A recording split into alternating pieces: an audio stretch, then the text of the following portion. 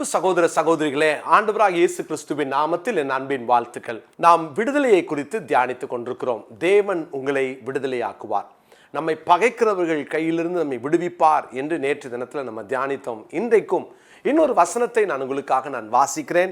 சங்கீதங்களின் புஸ்தகம் 34:19 நீதிமானுக்கு வரும் துன்பங்கள் அநேகமாய் இருக்கும், கர்த்தர் அவைகள் எல்லாவற்றிலும் நின்று அவனை விடுவிப்பார். துன்பங்களில் இருந்து நம்மை விடுவிப்பார். எல்லாருடைய வாழ்க்கையிலும் ஏதோ ஒரு விதத்துல துன்பங்கள் வருகிறது. அது நாம ஒருவேளை வருவித்துக் கொண்டதா இருந்தாலும் அல்லது துன்பப்படுத்தப்பட்ட ஒரு நிலையிலே தள்ளப்பட்டிருந்தாலும், அருமையான தேவனுடைய பிள்ளைகளே, எந்த துன்பமாக இருந்தாலும் அந்த துன்பங்களிலிருந்து நம்மை விடுவிப்பார். ஆண்டவர் நமக்கு அந்த விடுதலையை கொடுக்க வேதம் நமக்கு வாக்கு பண்ணுகிறது. கர்த்தருடைய வாக்கு தத்தம் பொய் ஆகாது.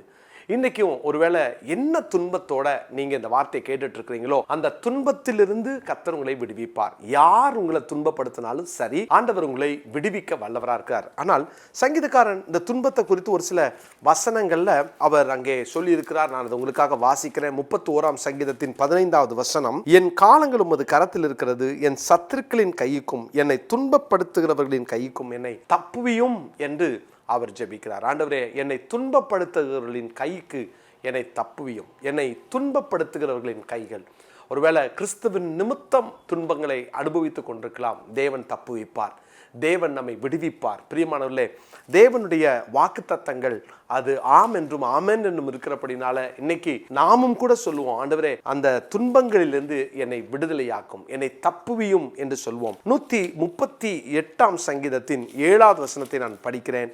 சங்கீதங்களின் புஸ்தகம் 138:7, நான் துன்பத்தின் நடுவில் நடந்தாலும் நீர் என்னை உயிர்ப்பிப்பீர்.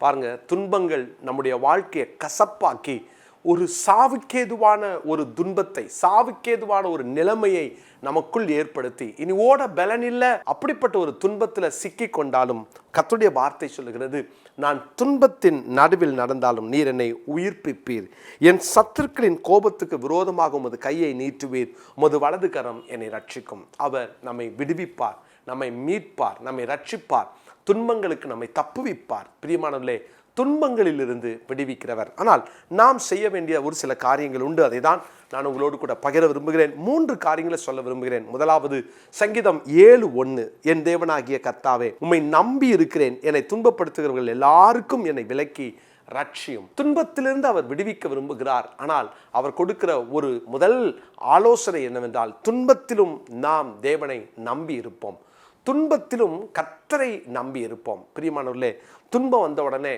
நீங்க உங்க சுய பலத்தின் மேல ஒரு நாள் சார்ந்துடாதீங்க. துன்பம் வந்த உடனே யாரோ ஒருவர் என்னை துன்பத்தை காப்பாற்றுவாங்கன்னு யாரோ ஒருவரை நம்பிடாதீங்க. இன்னைக்கு உங்கள் துன்பத்தின் நடுவில் யாரை நம்புறீங்க? அதனால தான் வாசிக்கிறோம், துன்பத்திலும் தேவனை நம்பி இருக்கிற ஒரு அனுபவம். என்ன அழகான அனுபவம் இல்லையா? பாருங்க, என்னை துன்பப்படுத்துகிறவர்கள் எல்லாருக்கும் என்னை விலக்கி ரட்சியும், என் தேவனாகிய கர்த்தாவே உம்மையே நம்பி இருக்கிறேன். தேவனை நம்பி இருக்கிற பிள்ளைங்களை ஆண்டவர் விடுவிப்பார். பிரியமானவர்களே, இன்னைக்கு நம்முடைய நம்பிக்கையை தளர விட்டுற வேண்டாம். உங்கள் நம்பிக்கை எவ்வளோ நம்பி இருந்தேன், எல்லாம் போச்சே அப்படின்னு உங்கள் நம்பிக்கையை விட்டுறாதீங்க. உங்கள் நம்பிக்கை வீண் போகாது, நிச்சயமாய் முடிவுண்டு.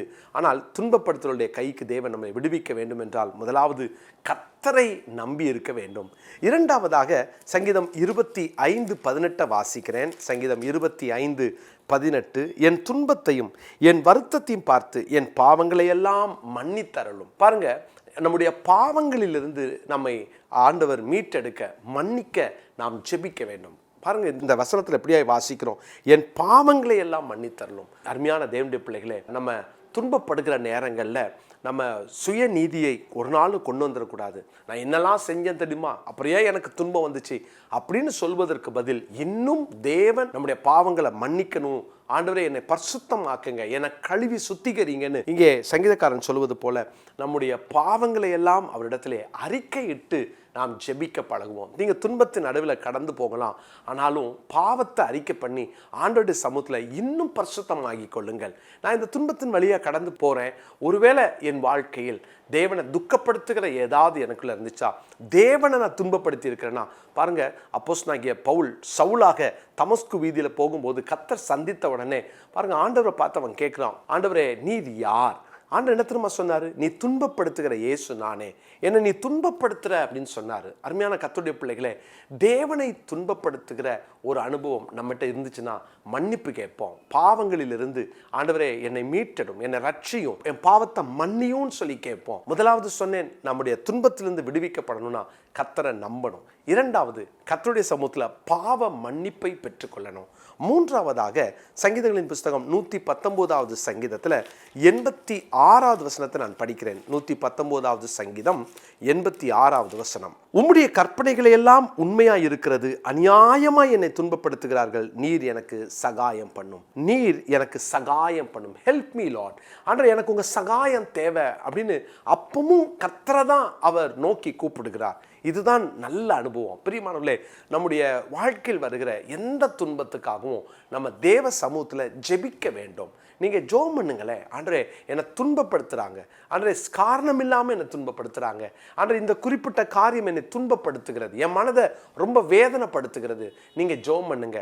துன்பம் வர நேரம்லாம் நம்ம ஜெபத்தை விட்டுறக்கூடாது. துன்பம் வர நேரம் நம்ம இவ்வளோ உண்மையாக இருந்து என்ன பிரயோஜனம் சொல்லி துணிகரமாய் தேவனை துக்கப்படுத்திடக்கூடாது, தேவனை துன்பப்படுத்திடக்கூடாது. துன்பம் வர நேரத்துலலாம் நம்ம கர்த்தர் மேலே இருக்கிற நம்பிக்கையை விட்டுறக்கூடாது. இந்த மூணுத்தையும் நம்ம சரி செய்து கொண்டால் நிச்சயமாய் கர்த்தர் நம்மை விடுவிப்பார். துன்பப்படுத்துகிறவன் கைக்கு நம்மை விடுவிப்பார். ஒரே ஒரு வசனத்தை நான் படித்து நம்ம ஜெபிப்போம். ரோமருக்கு எழுதின நிருபம் 12ஆம் அதிகாரத்தின் 14வது வசனத்தை நான் படிக்கிறேன். ரோமர் 12:14. உங்களை துன்பப்படுத்துகிறவர்களை ஆசீர்வதியுங்கள், ஆசீர்வதிக்க வேண்டியதை அன்றி சபியாதிருங்கள். பிரியமானவர்களே, இந்த நாளில் இந்த வசனத்தை நம்ம மனப்பாட வசனமாய் குறித்து கொள்வோம். ரோமர் 12:14. உங்களை துன்பப்படுத்துகிறவர்களை ஆசீர்வதியுங்கள், ஆசீர்வதிக்க வேண்டியதை அன்றி சபியாதிருங்கள். ஒருவேளை உங்களை யாரோ துன்பப்படுத்திட்டாங்கன்னு தெரியாம நீங்க சபிச்சிருக்கலாம், என்ன நடக்குது பாருன்னு சொல்லியிருக்கலாம். ஆனால் இன்னைக்கு ஆண்டவர் நம்ம கூட பேசுறாரு. துன்பப்படுத்துறவர்களை ஆசீர்வதிங்க. ஆண்டவர் நல்லா இருக்கட்டும்னு சொல்லுங்களேன், அவங்கள ஆசீர்வதிங்களேன். அதுதான் துன்பத்தின் நடுவிலே நாம் நடந்தாலும் அவரை நோக்கி பார்க்க முடியும், அவருடைய சகாயத்துக்காக ஜெபிக்க முடியும். துன்பத்தின் நடுவில் நம்முடைய ஜபத்தை விட்டுறாமல் இருக்க முடியும். துன்பத்தின் நடுவில் அவரை நம்பி இருக்க முடியும். துன்பத்தின் நடுவில் என்ன பரிசுத்தமாக்குங்க நம்ம ஜெபிக்க முடியும்.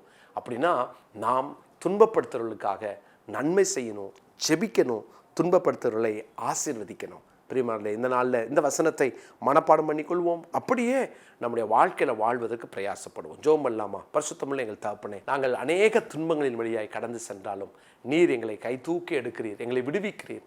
ஆண்டவரே எங்களுக்கு சகாயம் செய்கிறீர். ஆண்டவரே இந்த துன்பத்தின் நடுவிலே நாங்கள் நடந்தாலும் உண்மையே நம்பி இருக்க, ஆண்டவரே எங்கள் பாவங்கள் எப்போதும் மன்னிக்கப்பட்ட அந்த அனுபவத்தோடு வாழ, பாவ மன்னிப்பு நிச்சயத்தோடு கூட நாங்கள் வாழ, துன்பத்தின் மத்தியிலும் நாங்கள் ஜபத்தை நிறுத்திடாம தொடர்ந்து ஜெபிக்க நாங்கள் எங்களை அர்ப்பணிக்கிறோம். இன்றைக்கு நீர் பேசின அந்த வார்த்தையின்படியே எங்களை துன்பப்படுத்துறவர்களுக்காக நாங்கள் ஜெபிக்க, அவங்கள சபிக்காம அவங்கள ஆசீர்வதித்து ஜெபிக்க எங்கள் எல்லாருக்கும் கிருபை தாரும். அந்த நல்ல மனநிலையை தாரும். உம்மை போல எங்களை மாற்றும். இயேசுவின் நாமத்தில் ஜெபிக்கிறோம் நல்ல பிதாவே, ஆமென்.